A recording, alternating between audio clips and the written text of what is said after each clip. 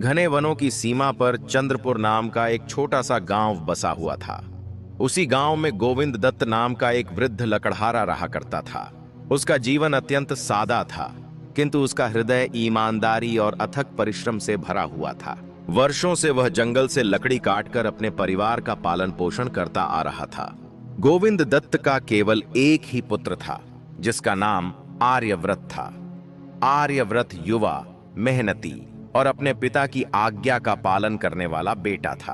पिता ने उसे बचपन से ही सत्य का मार्ग, संयम का महत्व और प्रकृति के प्रति सम्मान करना सिखाया था। समय बीतता गया और गोविंद दत्त की उम्र ढलने लगी। अब उसकी चाल में पहले जैसी फुर्ती नहीं रही थी और आंखों की चमक भी धीरे धीरे मध्यम पड़ चुकी थी। एक दिन उसे आभास हुआ कि उसका समय अब पूरा होने वाला है। उसने अपने पुत्र आर्यव्रत को अपने पास बुलाया। उसकी आवाज में गंभीरता थी और आंखों में गहरी चिंता झलक रही थी। उसने कहा, पुत्र, मैंने अपना संपूर्ण जीवन इस जंगल के सहारे बिताया है। अब मेरे जाने का समय निकट है। कल से तुम अकेले ही जंगल जाया करोगे, लेकिन मेरी एक बात हमेशा याद रखना। आर्यव्रत पूरी एकाग्रता से पिता की बात सुन रहा था। गोविंद दत्त ने आगे कहा, जंगल के पूर्वांचल भाग में एक अत्यंत प्राचीन और विशाल वट वृक्ष है। मैंने अपने जीवन में कभी उस वृक्ष को नहीं काटा। जंगल का कोई भी पेड़ काट लेना, पर उस वट वृक्ष को कभी हाथ मत लगाना। आर्यव्रत ने सिर हिलाकर पिता की बात मान ली, लेकिन उसके मन में एक प्रश्न उठ खड़ा हुआ। आखिर उस वृक्ष में ऐसा क्या विशेष है? कुछ ही दिनों के पश्चात गोविंद दत्त इस संसार से विदा हो गया। पूरे चंद्रपुर गांव में शोक की लहर दौड़ गई। आर्यव्रत ने विधि विधान से अपने पिता गोविंद दत्त का अंतिम संस्कार किया। अब पूरे परिवार की जिम्मेदारी उसी के कंधों पर आ चुकी थी। समय धीरे धीरे बीतने लगा। कई महीने निकल गए और आर्यव्रत अपने पिता की तरह ही नियमित रूप से जंगल जाकर लकड़ी काटकर जीवन यापन करने लगा। एक दिन वह लकड़ी काटते काटते जंगल के उसी पूर्वांचल भाग में जा पहुंचा, जहां वह विशाल और रहस्यमय वट वृक्ष खड़ा था। उसने पहली बार उस वृक्ष को ध्यान से देखा और मन ही मन सोचने लगा, यह तो बाकी पेड़ों जैसा ही प्रतीत होता है। फिर पिता ने इसे काटने से मना क्यों किया था? उसके मन में जिज्ञासा जाग उठी। बिना अधिक विचार किए उसने कुल्हाड़ी उठाई और पूरी शक्ति से वट वृक्ष के तने पर वार कर दिया। तभी एक विचित्र घटना घटी। वह वट वृक्ष अचानक अपनी जगह से खिसककर कुछ कदम पीछे चला गया। आर्यव्रत घबरा गया। उसने एक कदम आगे बढ़ाया तो वृक्ष और पीछे हट गया। अब वह पूरी तरह चौंक चुका था। उसने दौड़कर उस वृक्ष को पकड़ना चाहा, किंतु वह वृक्ष उससे भी अधिक तेजी से पीछे हटने लगा। यह अजीब खेल काफी देर तक चलता रहा। अंततः आर्यव्रत थक हार कर उसी स्थान पर लौट आया जहां से वह चला था। उसकी सांसें तेज चल रही थीं और मस्तिष्क सुन्न पड़ चुका था। यह कोई साधारण वृक्ष नहीं है, वह मन ही मन बुदबुदाने लगा। इसी उधेड़-बुन में शाम ढल गई। जंगल में धीरे धीरे अंधकार फैलने लगा। आर्यव्रत ने अपने घोड़े मेघकेतु को पास के एक पेड़ से बांध दिया और स्वयं एक मोटी डाल पर चढ़कर बैठ गया, ताकि जंगली जानवरों से सुरक्षित रह सके। किसी तरह वह रात बीत गई। सुबह जब वह नीचे उतरा तो उसके पैरों तले जमीन खिसक गई। जहां उसने घोड़े को बांधा था, वहां अब केवल हड्डियों का ढेर पड़ा हुआ था और कुछ ही दूरी पर वही रहस्यमय वटवृक्ष शांत खड़ा था। आर्यव्रत की रूह कांप उठी। उसने कुल्हाड़ी कंधे पर डाली और दृढ़ स्वर में कहा, घोड़ा नहीं रहा तो क्या हुआ, अब पैदल ही तुम्हारा पीछा करूंगा।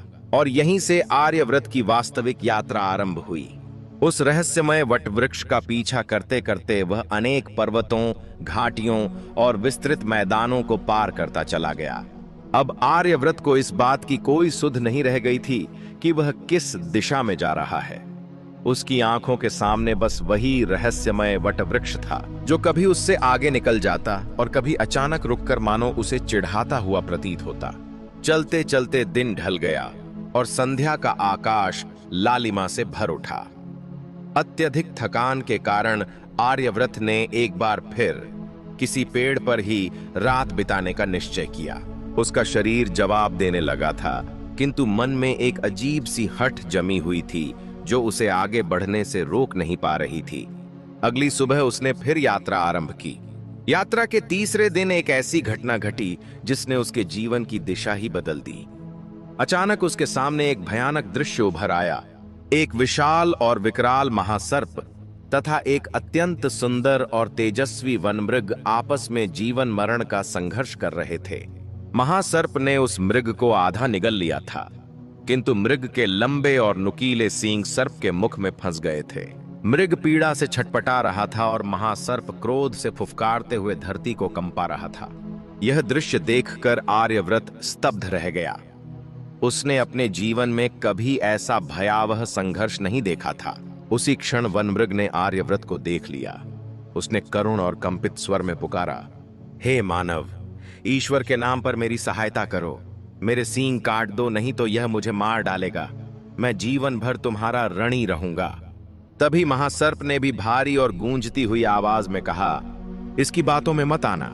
यदि तुम मेरी सहायता करोगे तो मैं तुम्हें अपार धन, वैभव और सुख प्रदान करूंगा।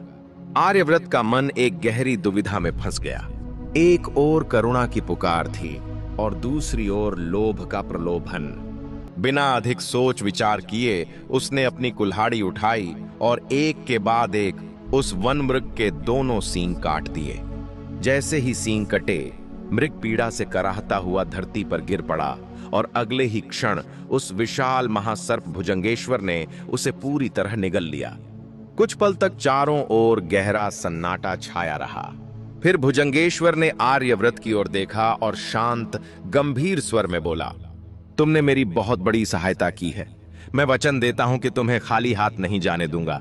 आर्यव्रत के मन में हल्का भय अवश्य था, किंतु अब पीछे हटने का कोई मार्ग नहीं बचा था। महासर्प भुजंगेश्वर उसके साथ साथ चलने लगा। चलते चलते दोनों के बीच बातें होने लगीं और यात्रा आगे बढ़ती रही। कुछ दूरी तय करने के बाद वे एक विशाल और रहस्यमयी नीलसर झील के किनारे पहुंच गए। भुजंगेश्वर ने कहा, मैं यहां स्नान करूंगा, तुम यहीं मेरा इंतजार करना। यदि कुछ विचित्र घटे तो भयभीत मत होना। इतना कहकर वह झील के गहरे जल में उतर गया। जैसे ही उसका शरीर पानी में डूबा, आकाश का स्वरूप अचानक बदल गया।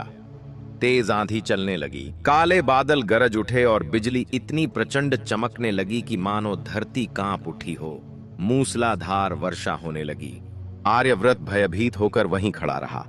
यह प्रलय सा दृश्य तब तक बना रहा जब तक भुजंगेश्वर जल में स्नान करता रहा, और जैसे ही वह झील से बाहर निकला, सब कुछ शांत हो गया।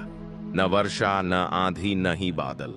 भुजंगेश्वर मुस्कुराया और बोला, अब मेरी थकान उतर गई है, चलो मेरे निवास की ओर चलते हैं। कुछ ही देर बाद वे एक अत्यंत सुंदर और अलौकिक नाग भवन के सामने पहुंचे। महासर्प ने कहा, यही मेरी माता नागमाता शैलजा का घर है। घर के भीतर प्रवेश करते ही नागमाता शैलजा ने अपने पुत्र को देखकर अपार प्रसन्नता व्यक्त की। जब उन्हें आर्यव्रत के बारे में ज्ञात हुआ तो उन्होंने स्नेहपूर्वक कहा, पुत्र, यह तुम्हारा मित्र है। इसका यहाँ आदर पूर्वक स्वागत होना चाहिए। इसका स्वागत होना चाहिए। इसे उत्तम भोजन कराया जाए। इतना कहते ही भुजंगेश्वर ने धीरे से आर्यव्रत के कान में फुसफुसाया, भोजन मत करना।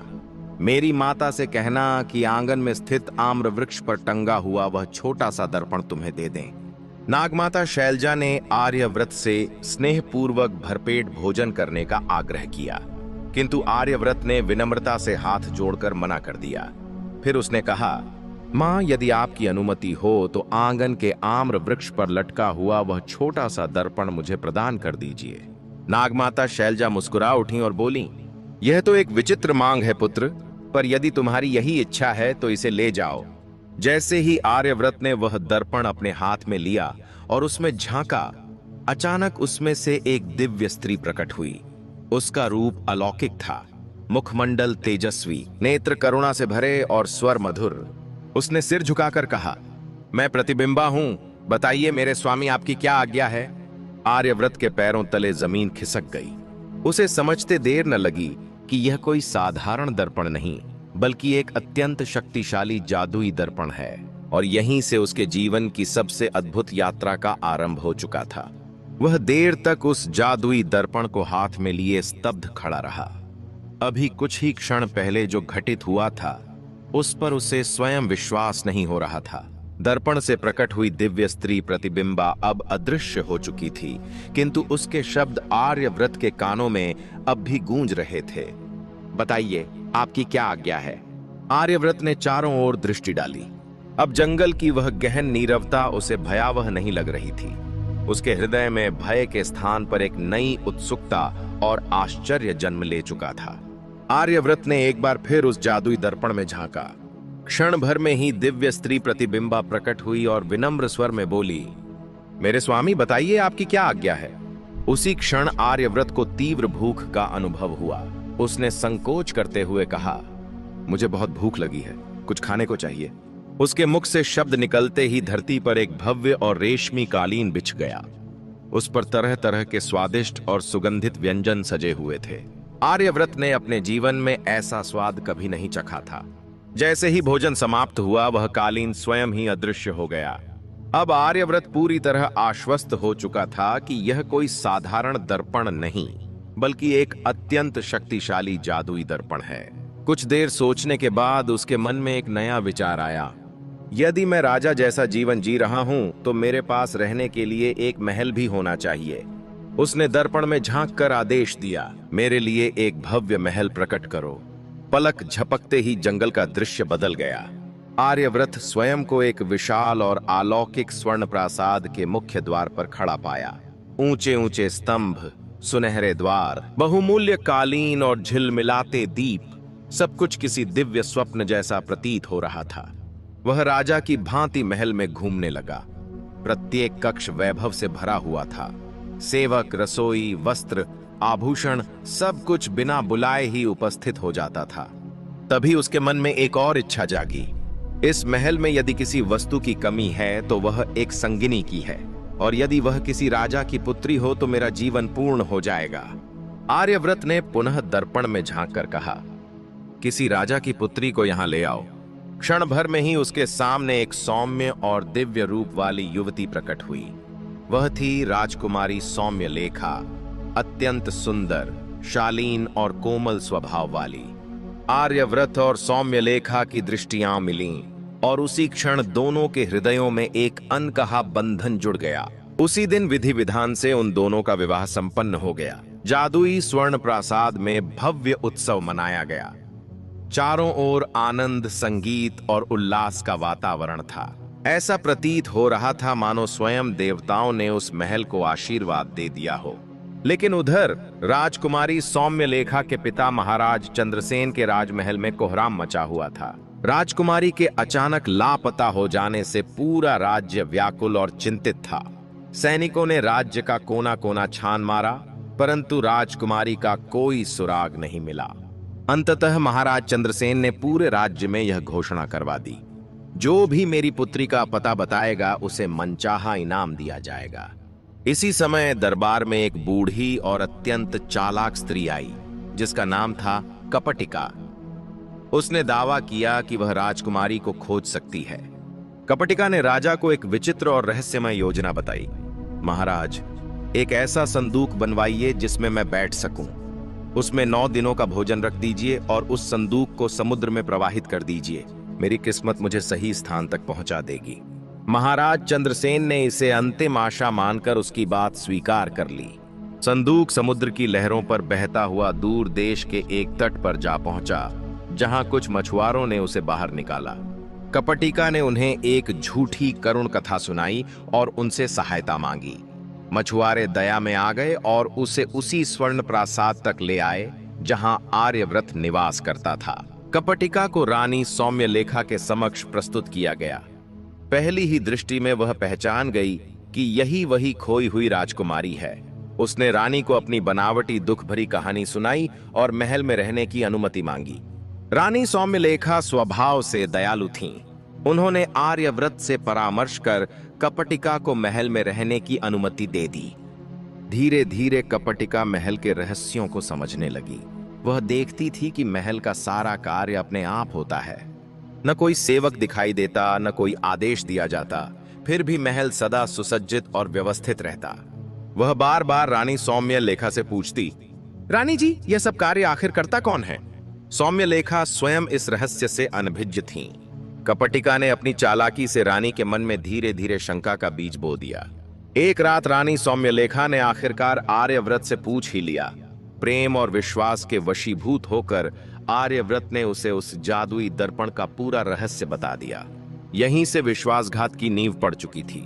आर्यव्रत से जादुई दर्पण का रहस्य जान लेने के बाद अब वह दर्पण रानी सौम्यलेखा के लिए केवल एक वस्तु नहीं रहा था, बिल्कुल जिज्ञासा और कौतूहल का केंद्र बन चुका था। कई बार वह उसे हाथ में लेकर देखती। जैसे ही वह दर्पण में झांकती, दिव्य स्त्री प्रतिबिंबा प्रकट हो जाती और विनम्र स्वर में पूछती, आज्ञा कीजिए रानी साहिबा। कभी सौम्यलेखा उसे महल के उपवनों की साज सज्जा का आदेश देती, कभी फूलों की अलंकरण व्यवस्था करवाती। वह इसे एक निरपराध खेल समझ रही थी, परंतु यह सब कपटिका की पैनी निगाहों से छिपा नहीं था। वह भली भांति समझ चुकी थी कि महल की सारी समृद्धि, वैभव और शक्ति उसी जादुई दर्पण से जुड़ी हुई है। वह बस उचित अवसर की प्रतीक्षा कर रही थी। एक दिन आर्यव्रत अपने दैनिक भ्रमण के लिए महल से बाहर चला गया। उस समय महल में केवल रानी सौम्यलेखा और कपटिका ही उपस्थित थीं। मौका देखते ही कपटिका ने मीठी मीठी बातों में रानी को उलझा लिया और जैसे ही सौम्यलेखा का ध्यान भटका, वह चुपचाप उस जादुई दर्पण को उठाकर वहां से ले गई। जैसे ही कपटिका ने उस जादुई दर्पण में झांका, दिव्य स्त्री प्रतिबिंबा प्रकट हुई। उसने विनम्र स्वर में पूछा, बताइए आपकी क्या आज्ञा है। कपटिका ने एक पल भी गंवाए बिना कठोर स्वर में आदेश दिया, मुझे और रानी सौम्यलेखा को तुरंत उसके पिता महाराज चंद्रसेन के राजमहल में पहुंचा दो। अगले ही क्षण दोनों शाही महल में उपस्थित थीं। रानी सौम्यलेखा को कुछ भी समझ में नहीं आया। वह भय और भ्रम से घिरी हुई थी। पर कपटिका यहीं नहीं रुकी। उसने फिर से दर्पण उठाया और निर्दय स्वर में बोली, आर्यव्रत का जादुई महल पूर्णतः नष्ट कर दिया जाए। क्षण भर में वह भव्य स्वर्ण प्रासाद, जो कभी स्वप्न जैसा प्रतीत होता था, जलकर राख के ढेर में बदल गया। उधर जब आर्यव्रत वापस लौटा तो उसकी आंखों के सामने केवल राख थी। न महल, न रानी, न वैभव। वह स्तब्ध होकर धरती पर बैठ गया। उसका मन पूरी तरह शून्य हो चुका था। सब कुछ एक ही पल में समाप्त हो गया था। वह टूटे स्वर में कुछ कहना ही चाहता था कि उसे आभास हुआ, भाग्य ने अभी उसे पूरी तरह अकेला नहीं छोड़ा था। महल की बिल्ली सारिका किसी तरह उस विनाश से बच गई थी। जब रानी सौम्यलेखा को अचानक महल ले जाया गया था, तब उसने सारिका को कच्चे मांस का एक छोटा सा टुकड़ा दे दिया था। वही टुकड़ा अब एकमात्र निशानी बन गया था। जब महल जल रहा था, सारिका इधर उधर भागती रही। आर्यव्रत ने उसे देखा और उसके साथ मिलकर उस मांस के टुकड़े को खोज निकाला। आर्यव्रत ने उसे दो भागों में बांट दिया। एक भाग सारिका को दिया और दूसरा अपनी जेब में रख लिया। अब यही मुझे सौम्यलेखा तक पहुंचाएगा, उसने मन ही मन दृढ़ निश्चय किया। इसके बाद आर्यव्रत ने अपनी यात्रा आरंभ की। वह पर्वतों, नदियों, मैदानों और घने वनों को पार करता चला गया। उसका संकल्प अडिग था। कई दिनों की कठिन यात्रा के बाद वह उस राज्य में जा पहुंचा जहां महाराज चंद्रसेन का शासन था। अपनी पहचान छिपाकर वह सीधे शाही महल में पहुंचा और रसोई में काम मांगा। संयोगवश शाही रसोई में बर्तन धोने वाले की आवश्यकता थी। आर्यव्रत को वहीं काम मिल गया। वह प्रतिदिन रानी सौम्यलेखा की एक झलक पाने की कोशिश करता, परंतु सफल नहीं हो पाता। उधर सौम्यलेखा भी पति से बिछड़ने के कारण दिन रात उदास और मौन रहती थीं। एक दिन शाही रसोई का वृद्ध मुख्य रसोइया अचानक बीमार पड़ गया। वृद्ध मुख्य रसोइये ने आर्यव्रत से कहा, आज मेरी तबीयत ठीक नहीं है, तुम ही आज का भोजन तैयार कर दो। आर्यव्रत ने पूरे मन और श्रद्धा से भोजन बनाया। फिर उसने साहस जुटाकर रानी की थाली में वही मांस का छोटा सा टुकड़ा रख दिया जिसे वह अपने साथ सहेज कर लाया था। जब रानी सौम्यलेखा की दृष्टि थाली पर पड़ी तो उसका हृदय जोर से धड़क उठा। वह उस टुकड़े को तुरंत पहचान गई। उसकी आंखों से आंसू छलक पड़े। उसने तुरंत संदेश भिजवाया, आज यह भोजन किसने बनाया है? जब उसे पता चला कि भोजन एक साधारण सेवक आर्यव्रत ने बनाया है, तो उसने उसे चाय के बहाने अपने कक्ष में बुलवा लिया। कई महीनों की जुदाई के बाद दोनों फिर आमने सामने थे। शब्द जैसे कम पड़ गए थे। आंसू ही वह सब कुछ कह रहे थे जो हृदय में दबा था। अब दोनों के सामने केवल एक ही लक्ष्य था, जादुई दर्पण को वापस पाना। लेकिन उन्हें यह ज्ञात नहीं था कि कपटिका पहले ही अपनी अगली चाल चल चुकी थी। रानी सौम्यलेखा और आर्यव्रत की इस गुप्त भेंट के बाद दोनों के मन में एक ही चिंता थी, वही जादुई दर्पण जो कभी उनकी खुशियों का आधार था और अब इस पूरे संकट की जड़ बन चुका था। वह दर्पण अभी भी कपटिका के पास था, जो हर समय रानी के आसपास मंडराती रहती थी। जैसे ही उसकी नजर आर्यव्रत पर पड़ी, वह तुरंत उसे पहचान गई। चेहरा भले ही साधारण सेवक का था, लेकिन उसकी आंखों में वही पुराना दर्द साफ झलक रहा था। उसे समझते देर न लगी कि आर्यव्रत फिर से अपना सब कुछ वापस पाने का प्रयास कर रहा है। अगली ही रात कपटिका ने जादुई दर्पण में झांका। क्षण भर में दिव्य स्त्री प्रतिबिंबा प्रकट हुई। कपटिका ने कठोर स्वर में आदेश दिया, आर्यव्रत को उसी स्थान पर पहुंचा दो जहां उसका जला हुआ महल था। क्षण भर में ही आर्यव्रत फिर उसी राख के ढेर के पास बैठा था। न महल था, न रानी। उसके साथ केवल उसकी वफादार बिल्ली सारिका थी। अब सारिका की भूख बढ़ने लगी। महल न होने के कारण उसे विवश होकर चूहे पकड़ने पड़े। धीरे धीरे आसपास के क्षेत्र में चूहों की संख्या कम होने लगी। यह बात जब वहां के चूहों के राजा मूषकराज नीलकेतु तक पहुंची, तो उसे ज्ञात हुआ कि मनुष्यों का वह राजा फिर लौट आया है। न्याय की आशा लेकर मूषकराज स्वयं आर्यव्रत के पास पहुंचा। अपनी पतली सी आवाज में उसने कहा, महाराज, आपकी बिल्ली मेरे राज्य को नष्ट कर देगी। मेरी पूरी प्रजा समाप्त हो जाएगी। आर्यव्रत ने गहरी सांस ली और बोला, मेरे मित्र, मेरे दुख तुमसे भी बड़े हैं। फिर उसने आरंभ से लेकर अंत तक अपनी पूरी कथा मूषकराज नीलकेतु को सुना दी। जादुई दर्पण, रानी सौम्यलेखा, कपटिका का छल और अपना सब कुछ खो देना। जादुई दर्पण, रानी सौम्यलेखा, कपटिका की चालाकी और अपना सब कुछ खो देने की कथा सुनकर मूषकराज नीलकेतु कुछ देर तक गहन सोच में डूबा रहा। फिर उसने अपनी पूंछ हिलाई और बोला, महाराज, यदि आप अपनी बिल्ली सारिका को रोक लें तो मैं अपने सैनिकों की सहायता से वह जादुई दर्पण वापस ला सकता हूं। आर्यव्रत ने बिना विलंब किए वचन दिया, मैं प्रतिज्ञा करता हूं कि अब सारिका किसी भी चूहे को हानि नहीं पहुंचाएगी।